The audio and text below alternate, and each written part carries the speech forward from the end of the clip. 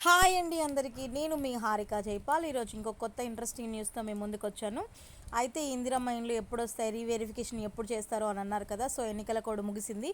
So reverification అయితే start చేశారు. అయితే అర్హులను ఎంపిక చేసే పనిలో అయితే అధికారులు పడ్డారు. సో ఎలా ఏంటి అనేది, అసలు దేని బేస్ చేసుకొని ముందు ఎవరికి ఇవ్వాలి అనుకుంటున్నారు అనేది మనం ఈ వీడియోలో డిస్కస్ చేద్దామన్నమాట. చూడండి, ఇక్కడ ఇందిరమ్మ ఇండ్లకు అర్హుల ఎంపికలో భాగంగా గ్రామాల్లో అధికారులు రీవెరిఫికేషన్ ప్రక్రియ అయితే ప్రారంభించారనమాట. సో ఇక్కడ కూడా ప్రారంభించారు. బట్ ఫస్ట్ అయితే ఎక్కడ స్టార్ట్ చేశారనమాట, గ్రామాల్లో అయితే ప్రారంభించారు. సో ఒక్కొక్క నియోజకవర్గానికి ఎన్ని ఇండ్లు ఇస్తా అని చెప్పింది, 3500 ఇండ్లను మంజూరు చేయాలని.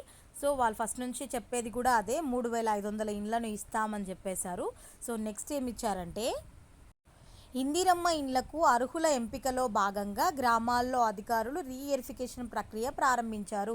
సో ఈ ఆర్థిక సంవత్సరంలో ప్రభుత్వం ఒక్కో నియోజకవర్గానికి 3500 ఇండ్లను ఇవ్వాలని నిర్ణయం తీసుకున్న విషయం తెలిసింది.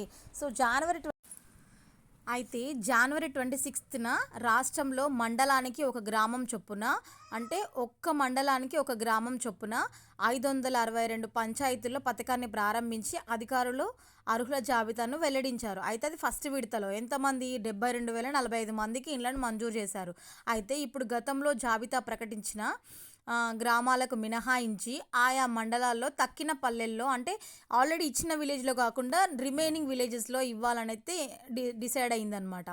అయితే రాష్ట్రంలో అందిన దరఖాస్తుల మేరకు ఇందిరమ్మ ఇండ్ల యాప్ ద్వారా గతంలో దరఖాస్తుదారుల ఇళ్లకు వెళ్ళి పూర్తి వివరాలు నమోదు చేశారు. అర్థమైంది కదా. ఆల్రెడీ యాప్లో ఎవరైతే అప్లికేషన్ పెట్టుకున్నారో సో వాళ్ళవి మళ్ళీ వెరిఫికేషన్ చేయడం అయితే స్టార్ట్ చేశారు. ఎలా, L1 అంటే సొంత ఇల్లు ఉన్న వాళ్ళకు, 2 అంటే 2 లేని వాళ్ళకి, L2 అంటే, L3 అంటే వేరే వాళ్ళకు కూడా అప్లై చేసుకోవచ్చు అని చెప్పారు. ఆ వివరాలు మళ్ళీ ఇప్పుడు ఏంటో తెలుసుకుందాం. సో మండల పరిధిలో ఎంపీడీఓ, పురపాలక పరిధిలో కమిషనర్ల లాగిన్కు చేరాయి. ఇలా తొలి విడత పరిశీలన పూర్తవగా ఇప్పుడు L1 జాబితాను రీవెరిఫికేషన్ చేస్తున్నారు. సో ఈ జాబితాలో 21.93 lakhs మెంబర్స్ని అయితే దరఖాస్తు చేసుకున్నారనమాట.